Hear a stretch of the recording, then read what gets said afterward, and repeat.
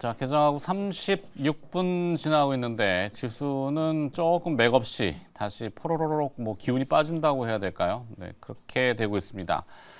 본질적인 문제가 해결이 됐다고 아직 단정할 수는 없죠. 어제 미국에 이제 앞서 계속 반복적으로 설명드렸지만 뭐 ADP 민간 고용 하나만 가지고는 그렇게 판단할 수가 없기 때문에 자, 그건 그거고 그러면 또 우리 기업을 계속 공부를 해봐야 될 텐데 오늘 또 IT 한번 잡아볼까요? I can do it이라는 코너 제목이고요. HSL 파트너스 이형수 대표 나와 있습니다. 어서 오세요. 네, 안녕하십니까? 네. 자, 가봅시다. 오늘 기업부터 가야죠. 네. 어떤 기업 공부해 네, 볼까요? 오늘 KINX 한번 공부해 보겠습니다. KEINX. 네, KINX. 한글로 쭉 플레임이죠. 네네. 지금 화면에 나오고 있는데 네, 시가총액은 4천억이 조금 안 되는 것 같고 네네. 어떤 기업인지. 네, 그 데이터가 폭증하고 있잖아요. 뭐 생성형 AI나 메타버스나 뭐 자율주행차나 뭐 이런 것들을 또 처리해 줄 수 있는 인프라를 제공해 주는 회사라고 생각하시면 되고요. 네. 뭐 가장 큰 매출처는 데이터 센터입니다. 데이터 센터 매출이 한 60% 정도 차지하고 있고요. 그리고 데이터 센터에 들어가는 네. 장비들인가요? 아니요, 데이터 센터 자체를 운영합니다. 네. 아, 데이터 센터 요즘 말 많던데. 데이터 센터 한다 그래놓고 땅 네. 투기만 한다고. 네, 뭐 사실 부동산업에 뭐 사실 가깝다는 이야기도 있는데, 네. 그래도 뭐 이 회사는 충분히 이제 데이터 센터 쪽으로 이제 매출을 많이 하고 있고요. 그리고 클라우드 쪽 이제 매출이 10% 정도 되고, 그리고 이제 인터넷 익스체인지라고 해서 네. 그 해외에 있는 이제 인터넷들을 이제 데이터를 땡겨오거나 우리가 이제 해외 쪽으로 이제 데이터를 보내줄 때 이럴 때 이제 중간에 이제 역할을 해주는 인터넷 익스체인지 같은 이제 이런 쪽을 이제 9% 정도 하고 있고, 그리고 이제 자회사 그 MS 윈도우 총판권을 가지고 있는 자회사가 있는데요. 네. 48.5% 지분을 가지고 있는 회사가 전체 20% 매출을 차지하고 있습니다. 국내 이 데이터 센터들의 현황은 지금 좀 어떤가요? 말씀하신 대로 빅데이터를 처리해야 되는 클라우드 환경, 뭐 용어가 이제 연세 드신 분들도 이제 대충은 이해를 하시는 그런 형태가 되는데 이 데이터 센터의 현황을 조금 네, 뭐 들어볼까요? 보통 데이터 센터를 투자하는 회사들은 빅테크들이 많이 하죠. 그렇죠. 네. 통신사들, 그렇죠. 빅테크들, 그렇죠. 뭐 금융회사들. 포털업체들, 맞습니다. 금융사들, 뭐. 그렇죠. 네. 그런 데서 많이 하는데 이 회사 같은 경우는 특이하게 이제 이런 것들을 구축해서 빌려줍니다. 아. 우리는 데이터 센터를 빌려주고 돈을 받고 뭐 클라우드 서비스도 제공해주고 이제 그런 일들을 하는 거고요. 데이터 센터 수요는 데이터가 폭증하기 때문에 계속해서 늘어나고 있는 상황인데 2000년도 기준으로 국내 데이터 센터가 한 50개 정도 됐어요. 그런데 2021년 기준으로 이게 177개까지 늘었습니다. 굉장히 많이 늘었으니까 충분히 이제 공급은 충분한 거 아니냐라고 생각할 수 있는데 대부분 아까 말씀하신 대로 통신사들이나 네. 금융회사들이나 뭐 포털회사들이 자기들이 쓰려고 만든 거예요. 음. 그래서 이거를 이제 빌려주는 이런 것들을 상업용이라고 하는데 상업용 수요가 저기 비중이 35%밖에 안 됩니다. 그렇기 때문에 절대적으로 공급이 부족하고요. 수요는 갑자기 폭증하고 있고 최근에 뭐 AI나 이런 쪽으로 소프트웨어 쪽으로 또 연구개발하는 회사들이 많은데 이런 쪽에 또 이제 굉장히 자금이 공급이 부족한 상황이죠.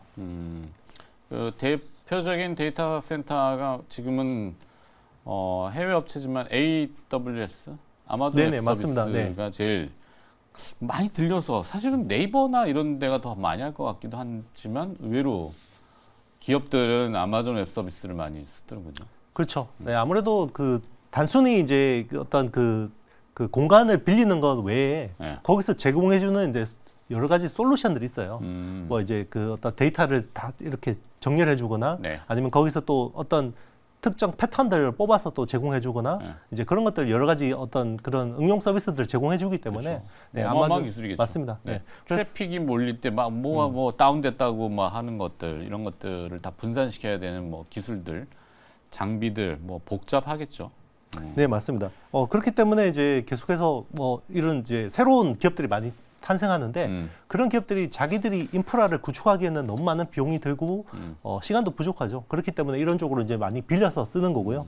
KINX는 이 과천 데이터 센터에 대한 기대감 이게 어느 정도인가요? 당초 기대감보다 굉장히 어떻게 보면 좋아지고 있어요. 왜요? 일단 이제 지금 이 회사가 가지고 있는 어떤 거점이 국내 수도권에 한 6개 정도의 데이터 센터를 가지고 있고 그리고 홍콩하고 일본에 이제 해외 거점을 가지고 있는데 네. 대부분은 임차해서 쓰고 있고요. 실제로 소유하고 있는 건 도곡 센터밖에 없어요. 그런데 과천 같은 경우는 1,600억을 투자해서 이제 이 회사 소유가 되는 거고요. 네. 원래 내년 기준으로 입주율이라고 하죠. 이제 데이터 센터가 세팅되면 여기 빌려서 쓰는 업체들이 있을 거 아니에요. 네. 그게 한 30% 정도를 봤어요. 당초기 때는. 근데 지금 워낙 수요가 폭증하다 보니까 내년에 100%다 가동이 될 것 같습니다. 그래서 올해 그 데이터 센터 매출이 한 620억 정도 보고 있거든요. 네. 근데 내년에 한 1,200억까지 늘어날 것 같습니다. 그래서 최근에 주가가 탄력적으로 좀 올라가고 있는 부분들이 이 입주율이 조기에 마감될 것 같다라는 기대감이 있습니다. 이 피어 기업이라고 해야 되나요? 비교 기업이 더존 비전 정도 생각하면 되나? 좀 색깔은 다른가요? 예, 색깔은 좀 다르고요. 네. 이 회사는 순수한 인프라 업체라고 생각하시면 됩니다. 원래 그 인터넷 익스체인지 때문에 이제 사업을 시작한 회사라고 보시면 되고요. 네. 옛날에는 그 인터넷 초창기 때는 어떻게 했냐면요.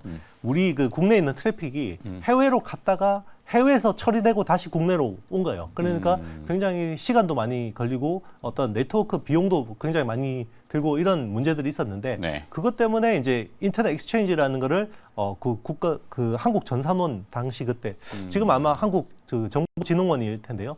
거기서 IX 서비스 그거를 거점을 마련했고 지금은 이제 통신 3사가 자체 IX를 다 가지고 있고 네. 이거를 이제 중립적으로 이제 그 인터넷 서비스 프로바이더 업체들 16개가 뭉쳐서 만든 게 이제 KINX거든요. 그래서 코리아 인터넷 네트워크 익스체인지 뭐 이런 네, 약자입니다. IX 인터넷 익스체인지. 네네네. 뭐 약간 환율을 뭐 FX 포린 익스체인지 이렇게 하는 거는 따온 것 같긴 한데.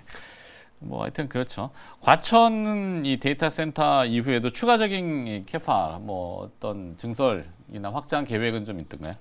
아마 과천 정도의 데이터 센터 규모로 신규 투자하기는 쉽지 않을 것 같아요. 네. 과천 투자하는 데만 1,600억이 들었거든요. 그렇죠. 여기 뭐 네. 한두 푼 들어가는 그렇죠. 거는 이게 사실은 부동산 거의 건물 짓는 거하고 부지 비슷하죠. 마련해야죠. 맞습니다. 그다음에 이제 열이 많이 나잖아요. 그렇죠. 열하고 전기 맞습니다. 끌어와야죠. 그렇죠. 전기 인프라 필요하죠. 그렇죠. 그러면 네. 거기 지자체하고 또 맞습니다. 협업을 해야 되고 뭐 그렇죠. 용수 물도 당연히 써야 맞습니다. 될 거고. 뭐 그렇기 그런 때문에 비용이, 이게 새로 만들기는 쉽지 않고요. 당분간은 지금 과천 센터 쪽으로 이제 잘 운용해서 이제 안정적인 매출을 내는 쪽으로 집중할 것 같고 만약에 수요가 더 좋으면 네. 이걸 좀 임차해서 이런 식으로 확대하지 않을까 당분간은 그렇게 생각합니다. 이 데이터 센터 이외에 다른 사업들도 좀 상황은 네. 어떤가요? 네, 뭐 다른 사업들도 괜찮고요. 또 이제 클라우드 쪽이나 인터넷 익스체인지 쪽도 굉장히 괜찮고 자회사 이제 요 SP 소프트라는 회사 이제 48.5% 지분을 가지고 있는데 지금 윈도우 10이 조만간 서비스가 종료가 됩니다. 그렇죠. 그러면 윈도우 11 쪽으로 이제 신규 수요가 나오거든요. 그러면 또 거기 또 총판 국내에 한 70% 정도를 이 자회사가 담당을 하고 있거든요. 윈도우 쪽에. 그러면 거기서도 또 안정적인 이제 매출이나 이런 부분들이 충분히 나올 수 있습니다. 네. 자, 그럼 결론적으로 3분기의 실적은 어느 정도 가늠을 좀 하고 있습니까?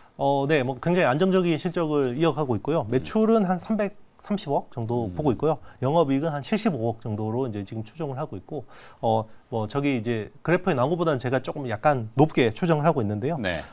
그래도 뭐 지금 시총이 아직 뭐 3천억대이기 때문에 충분히 상승 여력은 충분할 거라고 보고 있고요. 올해 연간 실적은 1,280억, 매출에 영업이익 한 310억 정도 보고 있습니다. 이 자본금이 작다 보니까 액면가 500원에 가격이 절대 가격이 8만 원대로 조금 비싸 보인다 이렇게 되는 거. 개인 투자자분들은 좀 아무래도 좀 싼 걸 좀 선호하시니까. 그렇죠. 그래도 뭐 밸류에이션으로 봤을 때 크게 부담스러운 회사는 아니에요. 3천억대 네. 후반은 그쵸. 뭐 그렇게 비싸지도 싸지도 근데 약간 싼 네. 쪽으로 조금 생각하신다. 그렇죠. 왜냐하면 이제 영업이익률 자체가 20%를 넘는 회사고, 그리고 이제 연간 그 현금 흐름이 굉장히 안정적이고요. 뭐 영업이익이 그래도 연간으로 한 300억 이상 꾸준하게 나오고 네. 지금 3년 연속으로 해서 계속해서 순증하고 있거든요. 네. 네, 그런 부분들 보면 충분히 높은 멀티플을 받을 수도 있다고 생각합니다. 좋습니다. 네. 자, KINX를 오늘 이영수 대표가 선정해서 조금 분석을 이렇게 풀이를 좀 해주셨고, 자, 그다음 이제 번외 질문으로 넘어가서 뭐 시장 인덱스를 논하기에는 참 피식대학이라는 그 유튜브의 그 컨텐츠가 있잖아요. 시장이 지금 피식거리는 푹 빠져버리는데 그렇죠. 네. 중심을 잡으려면 아무래도 삼성전자가 들어와야 되는데 삼성전자 주가가 좀 약해요. 오늘 아침에 보니까 기사도 조금 저기 했던데 삼성의 이 다급함, 조급함 이게 좀 간접적으로 느껴져요. 일각에서는 미전실 부활 얘기까지 지금 나오고 있던데 어떨까요? 뭐 삼성전자가 반도체 설계를 하는데 전설 짐 켈러하고 손잡고 뭘 한다고? 뭘 네네. 하나요? 일단 지금 뭐 삼성전자 주가에서 제일 중요한 거는 HBM3 양산과 그리고 이제 파운드리 사업에서 어느 정도의 회복을 보일 거냐가 되게 미래의 중요하거든요. 먹거리라고 맞습니다. 할수 있죠. 그래서 뭐 이게 되게 중요한 포인트인데요. 그 우리 삼성 파운드리 입장에서는 짐 켈러라는 굉장히 든든한 어떤 우군을 확보한 거라고 생각하시면 됩니다. 짐 켈러가 어떤 사람이냐면요.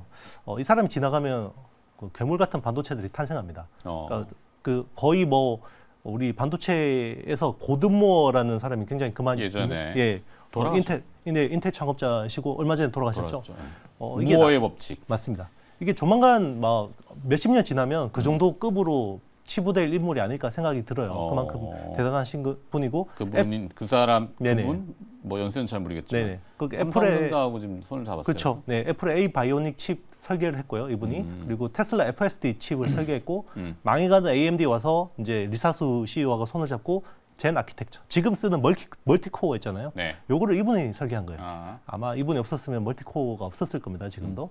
뭐 그리고 이제 그 인텔에 가서 엘더 레이크, 메테오 레이크, 에로 레이크 같은 일단 굉장히 고성능의 칩들을 설계했고요. 그래서 이분이 인텔에 나올 때 전부 뽑아가려고 난리였는데 결국 캐나다의 텐스토렌트라는 그 AI 반도체 설계 회사를 창업을 했고요. 그 회사의 차세대 칩을 삼성 파운드리에서 생산하기로 했고 최근에 텐스토렌트가 그 어떤 펀딩을 했어요. 1억 달러 정도의 펀딩을 했는데 거기서 50%를 현대차 그룹에서 태웠고 삼성이 한 30% 정도 투자를 했습니다. 그만큼 굉장히 입지전적인 인물이고 최근에 다행스러운 건 이분이 국내 업체들하고 굉장히 많은 협력을 하고 있고 삼성 파운드리를 쓰기로 했어요. 그러면 네. 이제 삼성 파운드리가 이 설계를 잘하는 업체하고 이렇게 하다 보면 핵심적인 IP들이 생깁니다. 그 IP들이 나중에 엄청난 무형적인 자산이 될 수 있거든요. 예. 근데 일부에 이제 그 뭐 이 수급 쪽 기관 일부에서 들리는 얘기는 SK 하이닉스는 롱 매수 포지션, 삼성전자는 약간 뉴트럴 내지는 조금 저기 하게 보고 LG 엔솔은 숏 이렇게 얘기해요. 그러니까 하이닉스하고 LG 엔솔하고 관련성이 좀 떨어지는데도 불구하고 중간에 이제 삼성전자를 믹싱해가지고 약간 그렇게 왜 그렇게 잡는지는 잘 모르겠지만 삼성전자 3분기 실적에 대한 기대치 눈높이가 그렇게 많이 높지는 않은 것 같다. 3분기 실적 어떻게 보세요? 일단 지금 이제 그렇게 보는 이유는요. 반도체, 특히나 메모리 반도체의 구조가 바뀌었어요. 그러니까 메모리 반도체라는 게 기존에는 다 범용 반도체잖아요. 네. 범용 반도체인데 이게 점점 주문형 반도체로 시장이 약간씩 바뀌고 있어요. 그렇죠. 주문형 반도체라고 하면 우리 지금 HBM이라는 이 제품이 대표적인 거죠. 그러니까 HBM은 범용 제품이 아니죠. 이 엔비디아가 여기에 맞게 주문을 하면 거기에 생산한 만큼 사가는 거예요. 네. 그러면 일종의 파운드리 비즈니스하고 비슷하거든요. 근데 이쪽 시장을 누가 주도하고 있냐면 SK 하이닉스가 주도하고 있어요. 네. 그래서 지금 HBM뿐만 아니라 애플의 비전 프로 있잖아요. XR 디바이스에 들어가는 거기 들어가는 또 모바일 디램도 주문형 메모리인데 그것도 SK 하이닉스가 담당하고 있어요. 그러면 앞으로 멀티플에서 되게 중요한 게 메모리의 주문형 반도체화인데 거기를 주도하는 건 하이닉스고 삼성이 따라가는 모습이기 때문에 약간 그런 식으로 멀티플의 차이가 나지 않나 생각을 합니다. 자, 그다음에 두산 로보틱스도 우리 이영수 대표한테 여쭤봐야 되겠죠. 로봇도 어차피 IT의 한 큰 포괄적인 한 분야일 수 있으니까 두산 로보틱스 상장을 했는데 오늘 애매합니다 지금. 네, 밀리고 있기 때문에. 밀린다는 거는 뭐 상승률을 조금 내주는 거지 전체적으로 봤을 때는 공모가 대비 101% 일단 따블은 났어요. 네, 그 아침에 보니까 이제 두산 로보틱스는 굉장히 이렇게 좋은데 네. 다른 로봇주들이 그렇게 또 같이 못 가더라고요. 그렇죠. 그래서 약간 로봇주의 지금 힘이 좀 딸리는 상황이 아닌가 이런 좀 생각이 들고요. 그거는 이제 주식에 많이 올랐다라는 것만큼 이렇게 악재는 없죠. 최근에 이제 밸류에이션이 그러니까 편안한 상황은 아니기 때문에 레인보우 로보틱스나 뉴로메카나 뭐 이런 로보티즈 같은 업체들이 굉장히 많은 시세를 냈는데 이게 아주 먼 미래 실적을 땡겨온 거잖아요. 그리고 그렇죠. 두산 로보틱스도 당장은 사실 적자인 회사기 때문에 이제 그런 부분들이 뭐 이 섹터 자체는 전반적으로 긍정적이겠지만 최근에 뭐 이게 로봇 관련주들이 싸져 있는 상황에서 IPO를 하는 상황이 아니기 때문에 그렇죠. 네 이걸 좀 이제 이 IPO 하나가 어떤 섹터 전반을 돌려 세우기에는 힘이 부족한 거 아닌가 이런 생각을 합니다. 사실 로봇 산업이라는 게 뭐 미래의 지향점이라는 거는 누구도 부정하지는 잘 않을 것 같은데 그만큼 이 기술력이 따라 올라왔느냐. 그러니까 로봇은 뭐 대부분 이제 일반 로봇하고 협동 로봇, 산업 현장에서 쓰이는 그런 협동 로봇이잖아요. 협동 로봇은 뭐 일본 업체들, 독일 업체들이 많이 또 주도하고 있고, 네, 맞습니다. 뭐 파나이라고 칩시다, 파나. 네네. 네. 그만큼 우리가 좀 네. 쫓아가 있나? 요? 일본 로봇 기술을 아직까지 못 따라가고 있죠. 네, 이제 사실 이게 하드웨어로 놓고 보면 일본하고 로봇 기술은 굉장히 많은 차이가 납니다. 네. 뭐 여기 감속기라든지 뭐 이런 쪽에서도 하모닉 드라이브 시스템즈라는 회사가 감속기를 주지 않으면 거의 로봇을 만들 수 없는 정도로 굉장히 큰 그 어떤 의존도가 높은 상황이고요.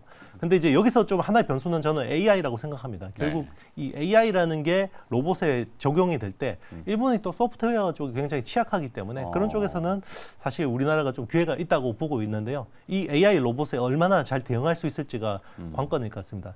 뭐 보면 우리 그 검사 장비 쪽에서 우리가 그래도 좀 꽤 잘하는 업체들 꽤 있잖아요. 네. 그게 단순 하드웨어뿐만 아니라 굉장히 소프트웨어 기술들이 같이 컨버전스가 돼야 되는데 그런 부분들이 일본이 다소 좀 취약한 부분이 있거든요. 그런 것들을 우리가 파고 들어가야 된다고 생각합니다. 아유, 좋습니다. 네. 자, 로봇에 대한 하드웨어만 생각하지 말고 소프트웨어도 같이 생각해보자. 이 주제를 끝으로 HSL 파트너스 이영수 대표가 오늘 KINX라는 기업을 또 풀어주시면서 나머지 부가적인 설명을 또 해주셨네요. 오늘 고맙습니다. 네, 감사합니다.